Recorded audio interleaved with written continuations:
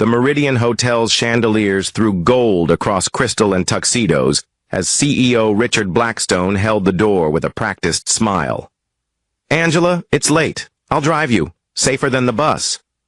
Angela Williams, 12 hours into her shift, clutched her spray bottle and tray, the uniform of someone who earns in a year what these people tip in a week.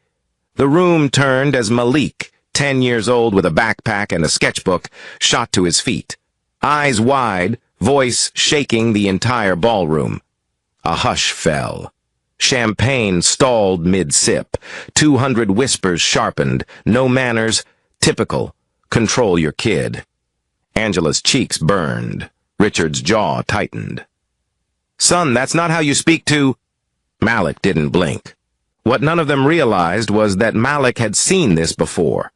Red and blue wires dangling where they shouldn't. The same kind that almost killed his Uncle Marcus in a fire everyone called an accident. But adults don't like being corrected by children. They see a disrespectful kid, not the one person in the room who might actually be right. Richard's face flushed crimson. "What did you just say?" If watching a black child get mocked for speaking up to save his mom lights a fire in you, subscribe now to see how one whispered warning about red and blue wires becomes the spark that flips a gilded ballroom on its head and forces a billionaire CEO to confront a truth he never saw coming.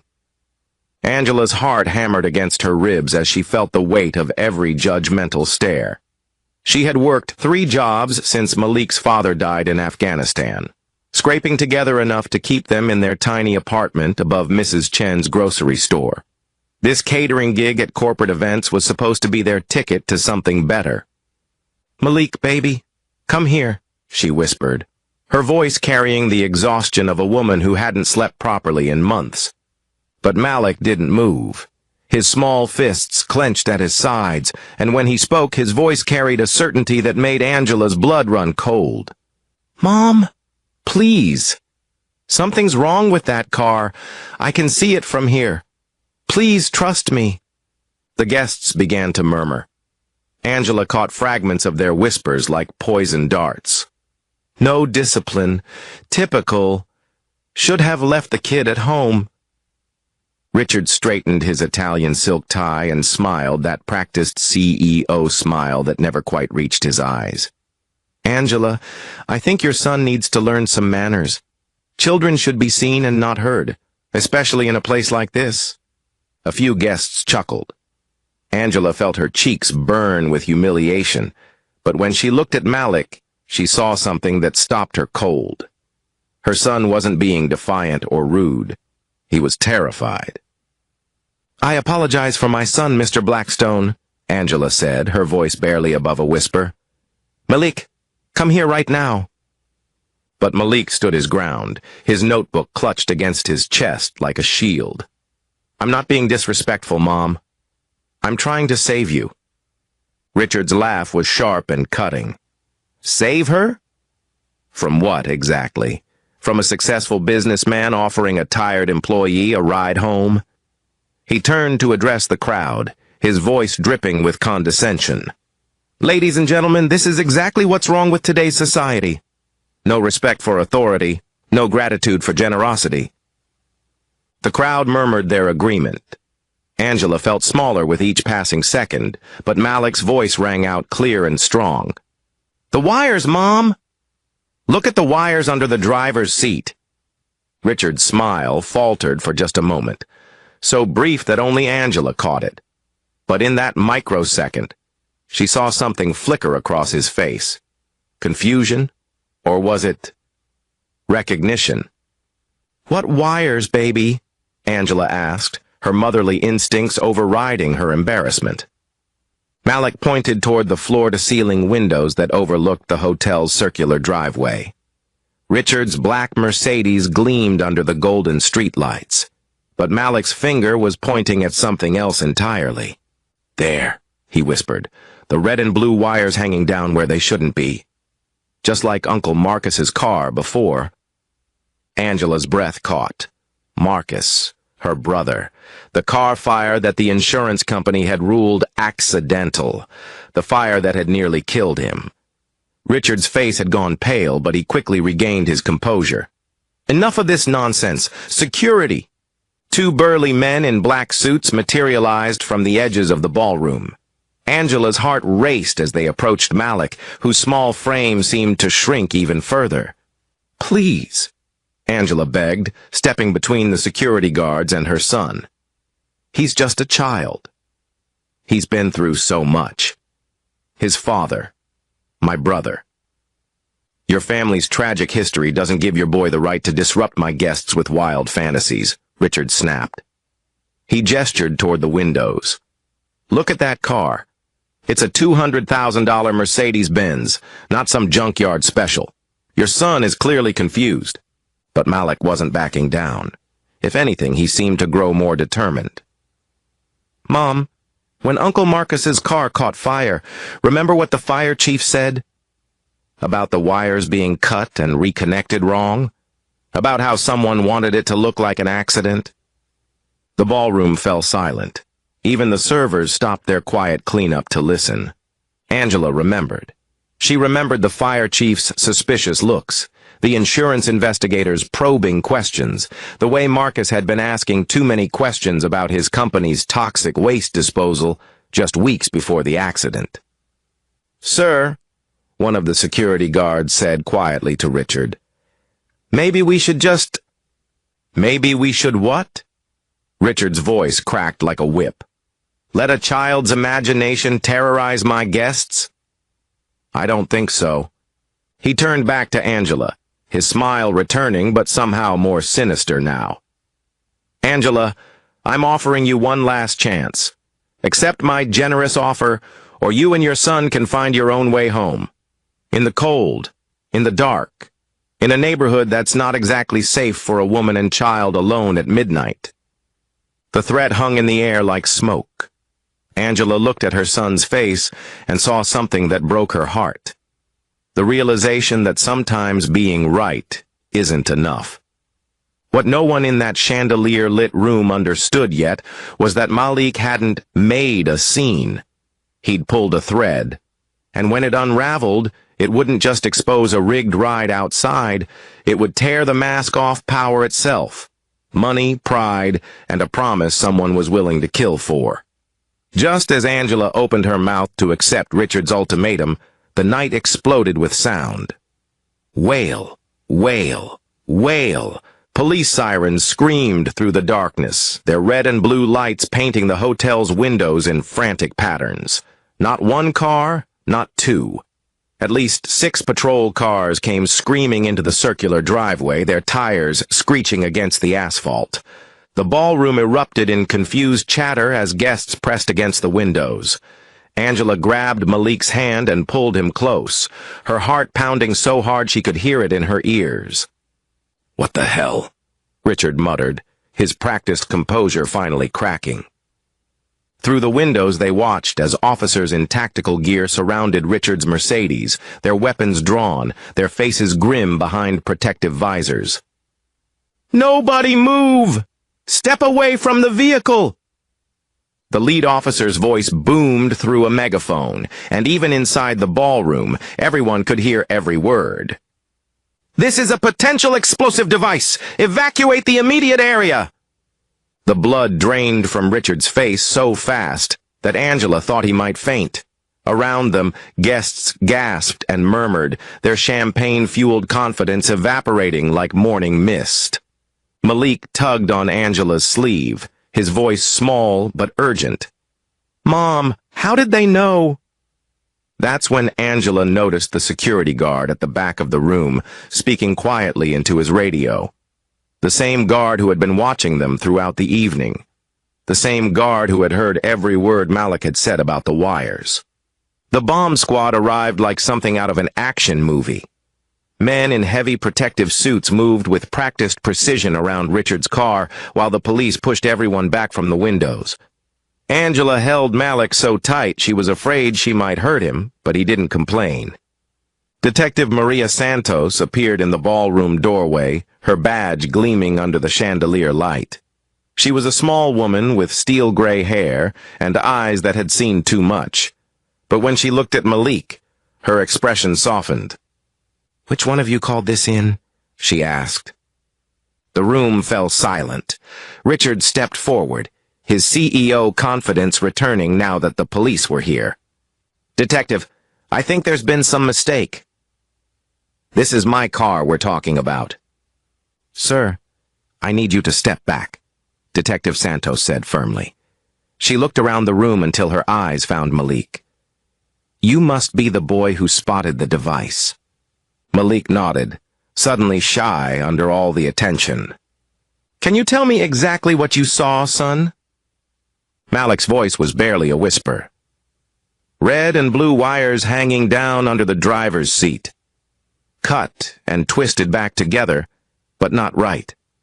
Just like my Uncle Marcus's car before it caught fire." Detective Santos nodded grimly. "You may have saved every person in this room tonight, young man." She turned to address the crowd. "The device was set to detonate when the car reached highway speed. If anyone had gotten in that vehicle—" She didn't need to finish. The implication hung in the air, like a death sentence. Richard's knees buckled and he had to grab a chair for support. "But who? Why would someone—" "That's what we're going to find out," Detective Santos said. Her radio crackled to life, and she listened intently before her face grew even more serious. "Sir, I need you to come with me. We have some questions about your business dealings." As Detective Santos led Richard toward the door, his legs gave out completely. Two officers had to support him as the truth crashed over him like a tidal wave. "The Riverside Development Project," he whispered, his voice hollow. "Johnson warned me something would happen if I didn't back down." The detective stopped. "Thomas Johnson? Your former business partner?" Richard nodded weakly. "I bought him out 6 months ago. Forced him out, really. He swore he'd make me pay. He looked back at the ballroom full of his guests, his employees, his colleagues. But all these people, they could have died because of my greed." Angela found herself face to face with the man who had humiliated her son just minutes earlier. But now, looking at his broken expression, she felt something unexpected.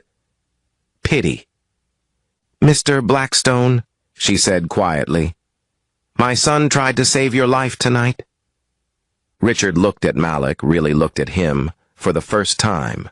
Not as an inconvenience or a disruption, but as the 10-year-old boy who had seen danger where adults saw only expensive chrome and leather. "I called your son disrespectful," Richard said, his voice cracking. "I said he had no manners, but he was trying to save me from a bomb, and I was too proud and too prejudiced to listen." The ballroom had gone completely quiet. 200 of the city's most powerful people watched as their untouchable CEO fell to his knees in front of a black child and his mother.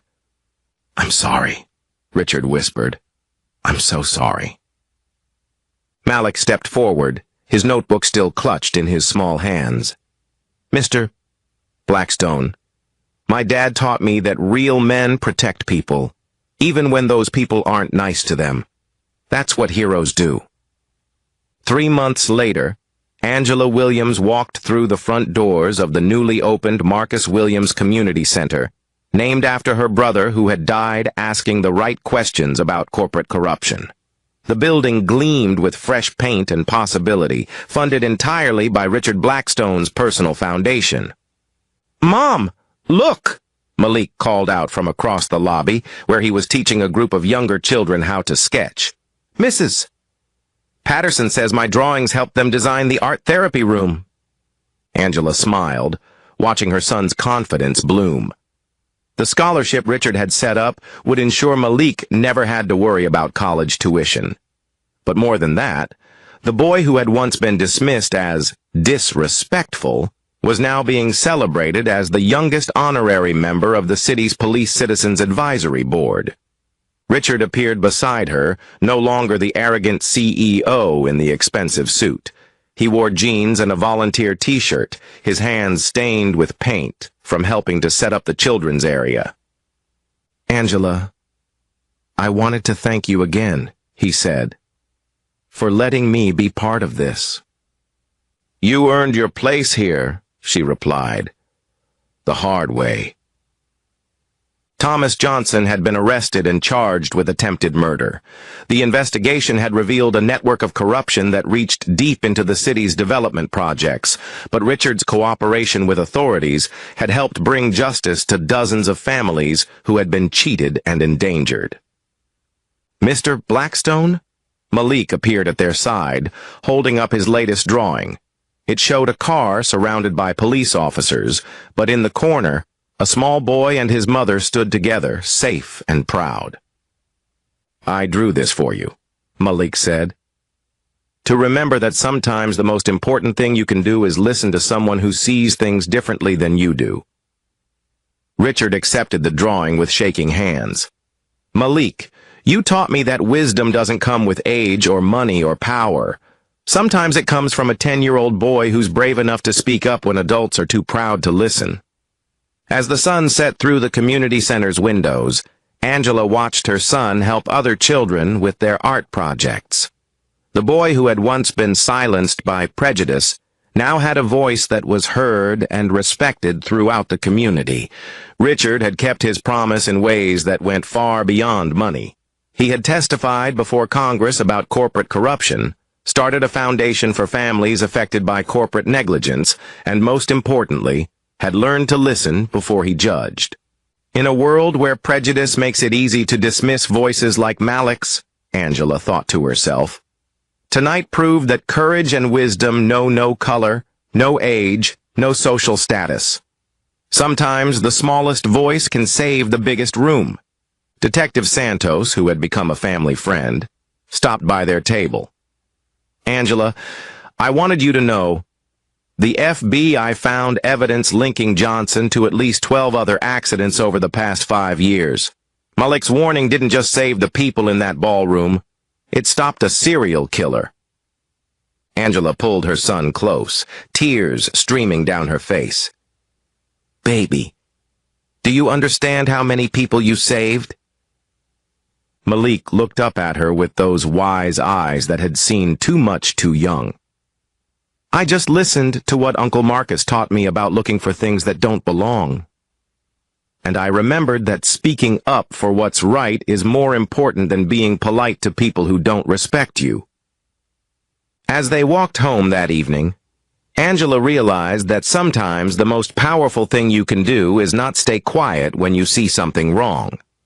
Sometimes, the most important lesson you can teach your child is that their voice matters, no matter who tries to silence it.